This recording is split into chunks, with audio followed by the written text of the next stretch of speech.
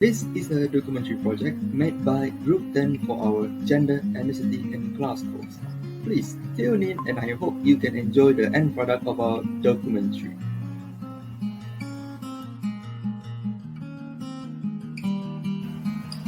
Our group has decided to do a documentary on migrant worker discrimination. Let us start with the basics, shall we? The European Union defined migrant worker as a person who is to be engaged, is engaged, or has been engaged in a remunerated activity in the state of which they are not nationals.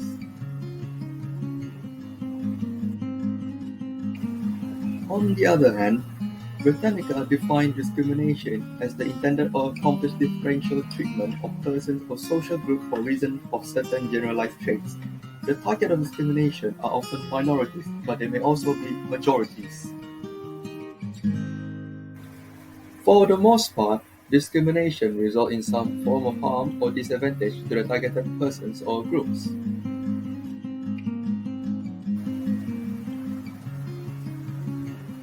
So, what kind of discrimination happens commonly on the migrant workers? In this section, we have identified 4 types of discriminations.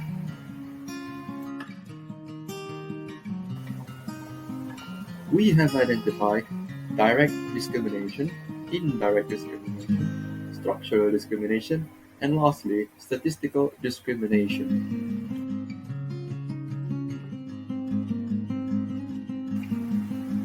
Firstly, direct discrimination takes place when markers or characteristics of identity, ethnicity, perceived race, religion, gender, age, nationality, etc.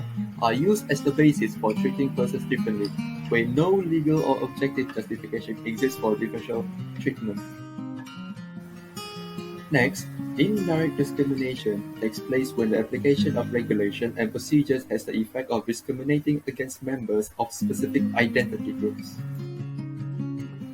Third, structural discrimination is due to ethnicity or religion in this inquiry directive refers to rules, norms, routine, patterns of attitudes and behavior in institutions and other societal structures that present obstacles to ethnic or religious minorities in achieving the same rights and opportunities that are available to the majority of the population.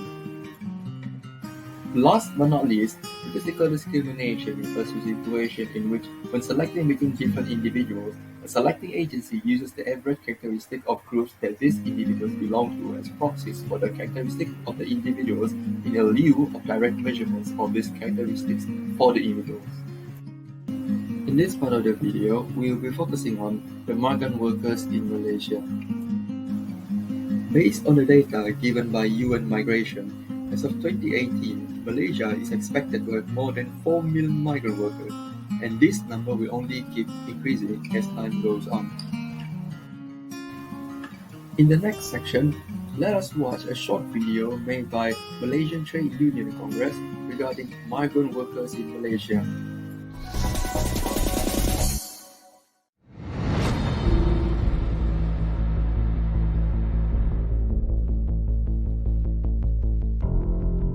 Migrant workers have long been essential contributors to Malaysia's economic growth, working in sectors such as plantations, manufacturing, construction, domestic work, and other services. They come from countries like Bangladesh, Indonesia, Nepal, Myanmar, India, Cambodia, the Philippines, and others, hoping that employment in Malaysia would improve their lives and those of their loved ones. Rahman dari Aceh. Asal nak cari rezeki senang, tak ada apa-apa, lebih kurang macam negeri sendiri lah. Bahasa pun lebih kurang lah. Boleh lah, aman, tentram, tak ada peperangan. Lebih kurang 5 tahun lah. Lagi Kelang je. Itu belum tahu lah. Tengok macam mana ke depan. Malaysia has to some changed the lives of migrant workers for the better, but other migrants like Zahid have a different story. Migrants must often take up jobs that locals do not want. These jobs are often dirty, demanding and dangerous with low wages. 6 ঘন্টা 12 ঘন্টা কাজ করলে 6 ঘন্টা টাকাও দিত না, কোনো রকম চলতো। আর যখন অবৈধ হয়ে গেছি তখন তো আমাদের 3 মাস কাজ করাইলে 2 মাসের টাকা 1 মাসের টাকা দিত। বা 2 মাস কাজ করাইলে 15 দিন 1 মাস এরকম টাকা দিত। এই সপ্তাহে আমরা 1 সপ্তাহ কাজ করলে 2-3 দিনের টাকা দিত। তো আমরা কোনো রকম খেয়ে ওখানে থাকতে পারি, আমরাও করতাম। সমস্যা আমাদের অতিরিক্ত ছিল। আর And over the years, some of the migrant workers have ended up being exploited by shady recruitment agencies and some unscrupulous employers to the point of being victims of forced labor. The International Labour Organization, ILO, Forced Labor Convention, or C29, defines forced labor as all work or service which is exacted from any person under the menace of any penalty and for which the said person has not offered himself or herself voluntarily. According to the ILO, the 11 indicators of forced labor are abuse of vulnerability, deception, restriction of movement, isolation, physical or sexual violence, intimidation and threats, retention of identity documents, withholding of wages, debt bondage, abusive working and living conditions, and excessive overtime. Some of these ILO indicators of forced labor are reported among some migrant workers in Malaysia, in particular, restriction of movement, retention of identity documents, withholding of wages, debt bondage, abusive working and living conditions, and excessive overtime. For some migrant workers, their vulnerability to forced labor starts when they borrow heavily from loan sharks to pay middlemen exorbitant fees in return for a well-paid job in Malaysia, only to find their hopes shattered upon arriving in this country. আর কাজের ক্ষেত্রে আমাদের ওখানে সমস্যা হলো অবৈধদেরকে কোনো company কাজে নেয় না। আর যারা নেয় অনেকগুলা টাকা, আপনার স্যালারি যদি হয় 1000-1200 টাকা, ওখান থেকে 400-500 টাকা ওরা নিয়ে নেয়, দালালেরা নিয়ে নেয়, নিয়ে আমাদেরকে 300-400 বা 500 টাকা এরকম ধরাই দেয়। আমরা কোনো রকম খাওয়া টাওয়া খাই আর বাড়িতে তো টাকা দিতে পারি না। আমি যখন মালয়েশিয়া যাই নাই তখন আমার কোনো ঋণ ছিল না।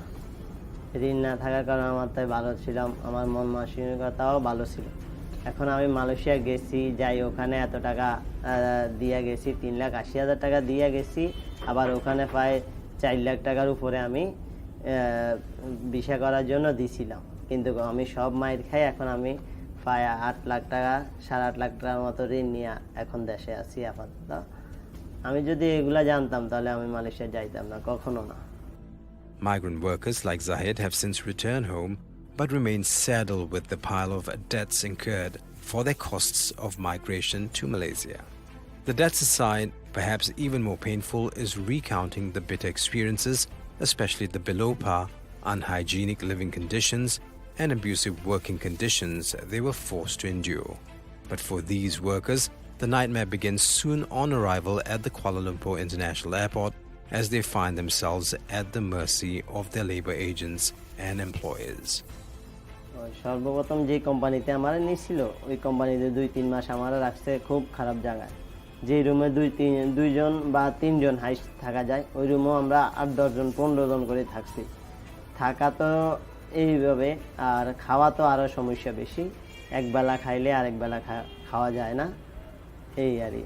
আর আমরা তো বাংলাদেশি, আমাদের বাংলাদেশি খাওয়া তো ওখানে পাওয়া যায় না, আমরা ওই মালয়েশিয়ান খাওয়া খেতে পারি না।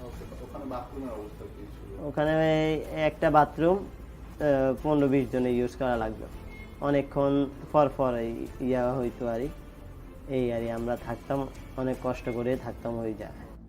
Zahid's stay in Malaysia did not have a happy ending, but he managed to return home. However, others with similar experiences remain trapped abroad, mired in debts, and forced to live on poor wages and living conditions. Because of the work permit policy, they are bound to their employers because of their irregular status, as their employers retain their passport or fail to renew their visas or work permit. They fear being deported and arrested. As a consequence, many will not complain to the authorities.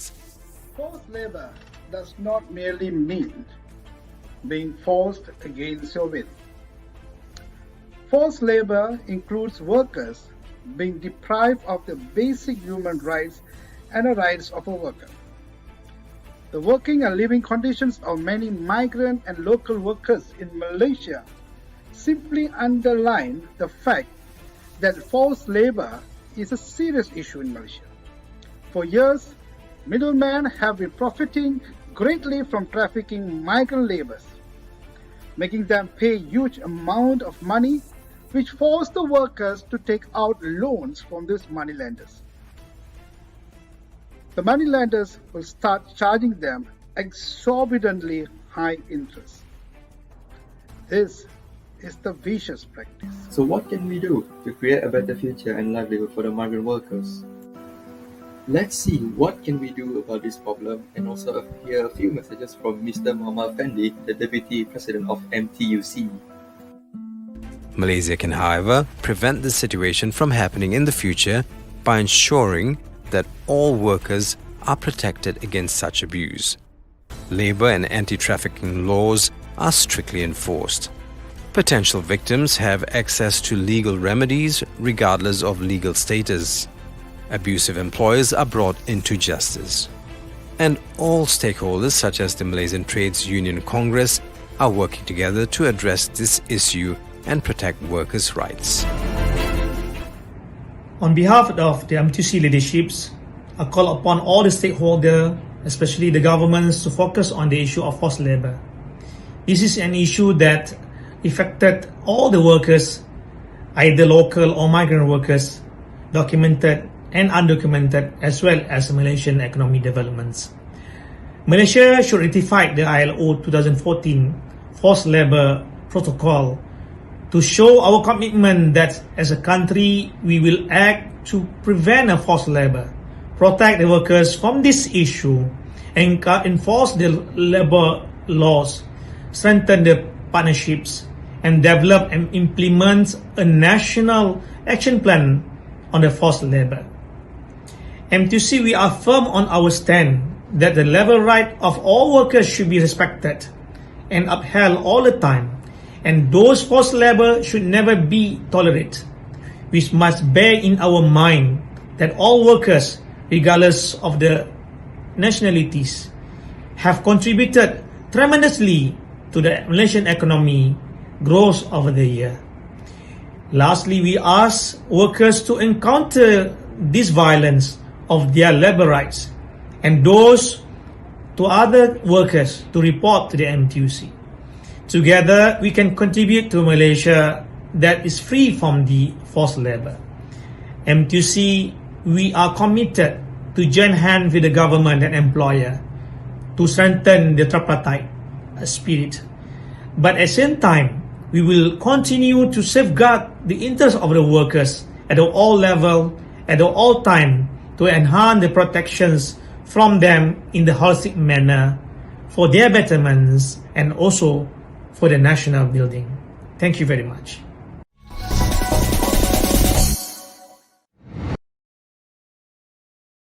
Now, on to the final section, conclusion.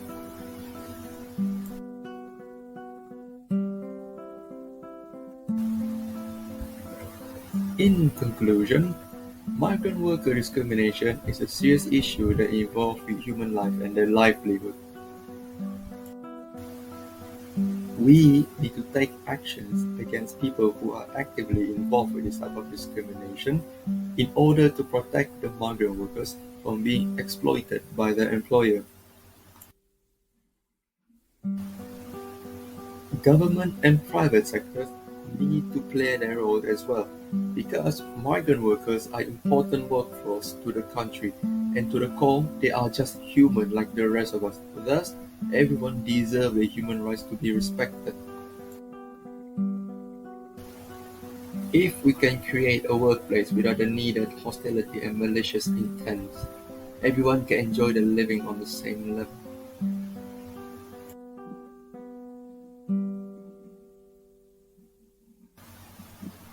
This documentary was made by Group 10, with the members are Lutfil Hadi, Myra Jack, Anis Nadira, Shori Hama, Jackie Kaubata, Casey Alvin, and Salma Sari. Hey there! You have reached the end of the documentary. Thank you for watching. All assets from this documentary was used from Doratun website, and Canwing was used to assist the editing process of the documentary. Thank you again, and I'll see you again next time. Bye.